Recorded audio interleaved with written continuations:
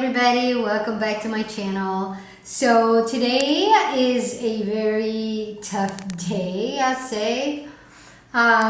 We have Uranus in Gemini squaring the nodes of fate at exactly 2 degrees, couple minutes.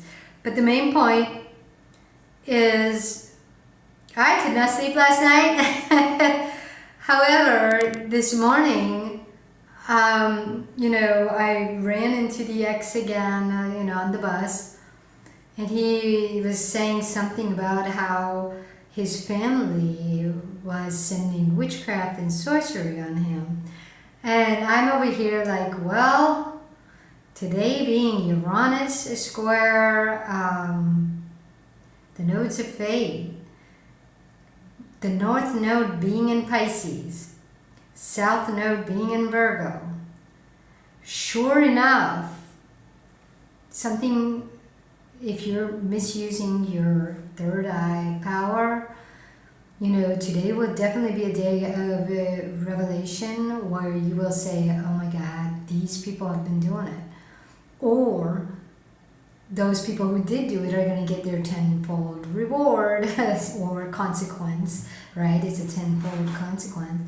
And sure enough, he mentioned something about his family member getting sick and him wanting to help them. And I was like, you can't. That's the thing. When they're doing witchcraft and sorcery, that's between them and the spirit they're working with. So this is a revelation, guys. Uranus is external, collective energy. But in your chart, Uranus is your basic higher wisdom, higher knowledge. It is your innovative ideas. If you're an inventor, it's coming from Uranus. Okay, but the son of Uranus was Saturn.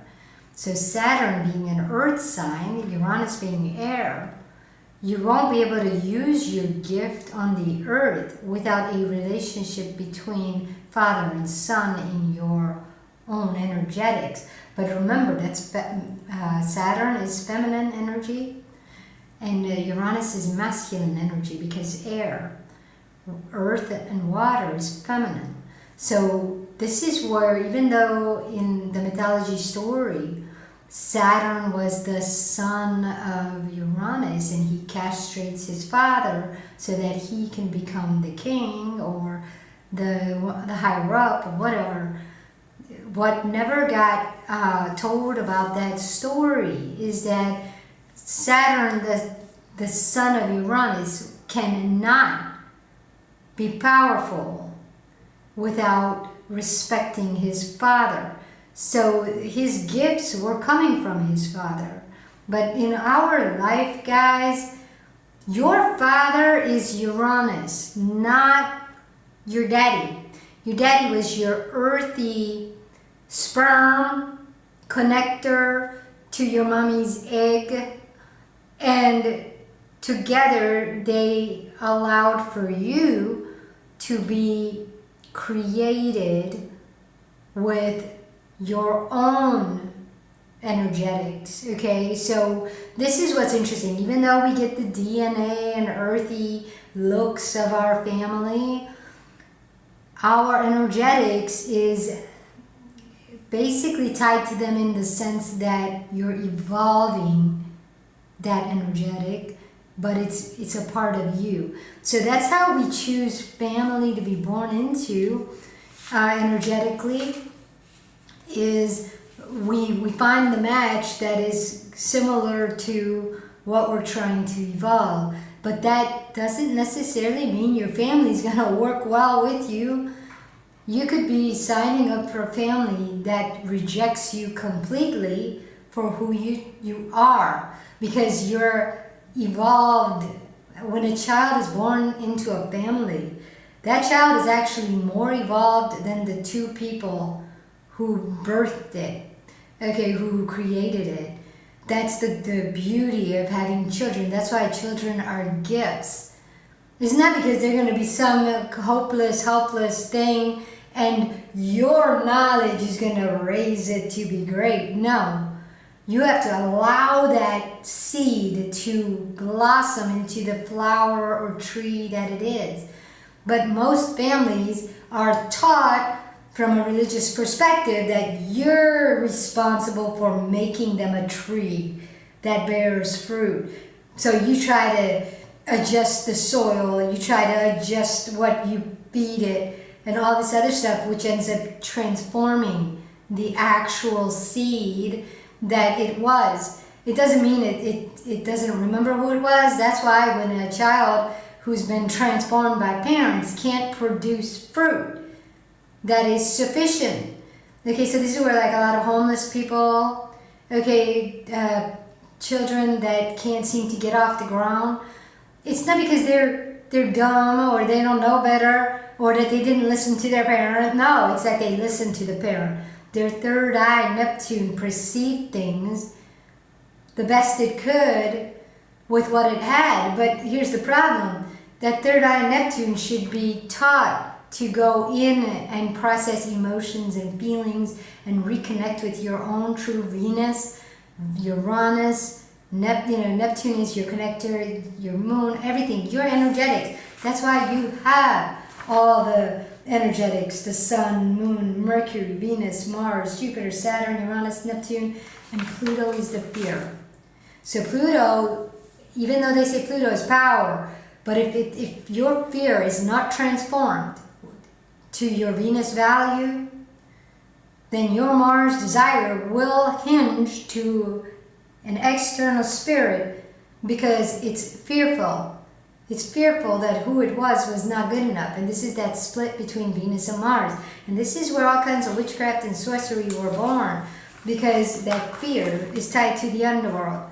Okay, and so this is what is Uranus in Gemini is bringing up for Mercury, that if he was running with an external spirit, because in his body is a fear that he was not good enough, you're running on an external spirit, you are now going to see the truth of what you've been doing. So let's do the shadow reading, guys, real quick for the message from Uranus squaring the nodes of fate. What message wants to come through for us around the shadows that we need to see and heal? Okay, so let's go ahead and do this. Ooh. I was asking Holy Spirit to please be with me as I read you guys these cards and talk through me. Okay, so Holy Spirit will talk through me.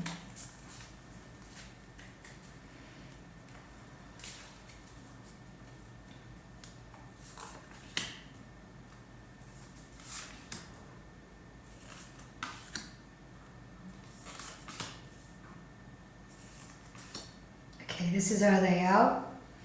Okay, so let's go ahead and do our Venus shadow. Okay, this is the Chariot. So that Uranus is bringing up to us where we have avoided our Venus connection. Notice how we're writing an external spirit, believing its protection. We're already transformed. We're running with an external Venus idea rather than our own, and we're afraid to touch base with our emotions. We're definitely not feeling at home in our body.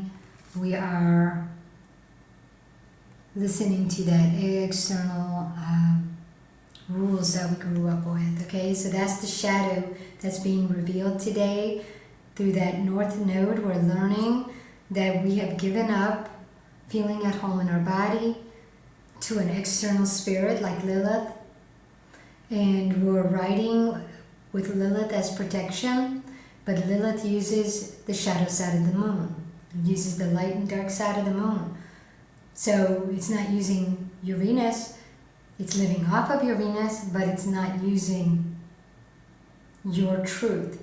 It's creating its own protective mechanism. The fear that keeps this going is exactly that. Black moon Lilith, the shadow side of the moon. the fears, not processing the fears, but running on them. So now your third eye, instead of going into meet with your soul, your Venus, your values, it's going out to an external spirit, and it's weighing out its options rather than going with its heart, its truth. Okay, so that's the fear that keeps that going. The harsh truth, guys. Wow, the Two of Wands. Check that out. That you're letting Lilith lead.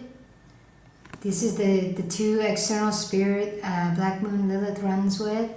You know, these are your manipulative tactics or anything else that it needs to call in. Okay, your third eye has that capability of calling an external spirit now that you are with Lilith. Lilith is using your moon because of a fall, because of changing your Venus. Okay, running on an external spirit rather than your Venus.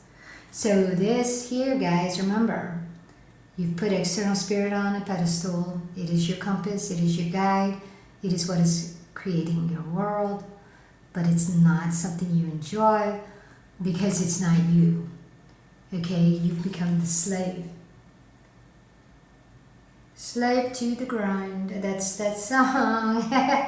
Okay, and so this is the practical application. This is the Saturn card where you need to look at your goals and you need to say, even though I think I'm on the right track, because I'm not connected to my Venus, I need to see where I'm headed. And this is the Three of Wands. Notice how it's pretty much the Grim Reaper walking through the graveyard. However, it's the Three of Wands. This is where you're using your magic the wrong way. You're using your power the wrong way. And so it's leading you to death rather than to the life you enjoy. Okay, so the practical application here is to go back to your Venus value. Let go of the external spirit that is controlling your life, okay, through fear. And the relationship that needs healing. When the cards glitched, this is the card that I saw and that I kept shuffling.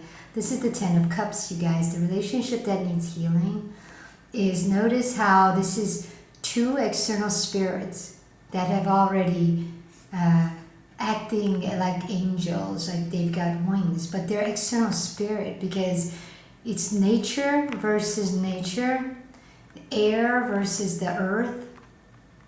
You know how cats are earth, the wings is air, but it's external spirit. So this is where the relationship that is robbing you, the mice, robbing you of your truth and your joy and your legacy, is the external spirit connection and the external nature you believed in. If you believe that love came from family accepting you, that could have transformed you, okay? Because they could have rejected you. And so that's robbing you of your truth. All right, guys, so that's all I have for today. I have to get going because I have a limited time. But that is the message from Venus and Uranus to the collective for the shadow that needs healing, okay? So that's all I got. I will see you guys next time. Take it easy. Ciao.